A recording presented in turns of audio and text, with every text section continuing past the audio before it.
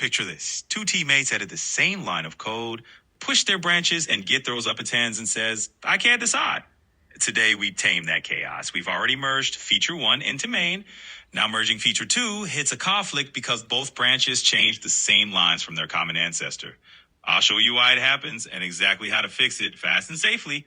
First, make sure main is up to date. Run git checkout main and git pull origin main. Then attempt the merge with git merge feature 2. Git will stop the merge and print a conflict message. Don't panic, this is expected. Next, run git status to see which files are conflicted. Open the conflicted file and look for the markers, left, etc., etc. The top block is the current branch, the bottom block is the incoming branch, and the middle separates them. These markers are Git's way of asking you to decide. You have 3 common choices. Keep the incoming change, keep the current change, or combine both. Combining is often the best option when both branches add value. Edit the file to remove the markers and craft the final content that makes sense for the project. Always run your test or a quick build after editing to verify behavior. Once the file looks right, mark it resolved with git add file. Run git status again to confirm there are no more conflicts, then commit the merge with git commit. Git will create a merge commit.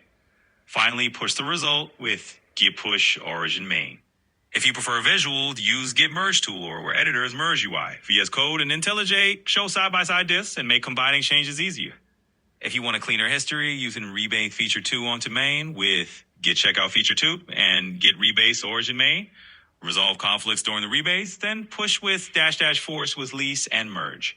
Remember, rebasing rewrites history, so coordinate teammates before you force push. A few quick best practices. Keep commits small and focused to reduce overlap. Pull or rebase frequently to catch conflicts early. Always run tests after resolving, and be careful with force buttons after rebasing. Mesh conflicts are not monsters. They're Git asking human judgment. Inspect the markers, choose or combine changes, test, and then commit.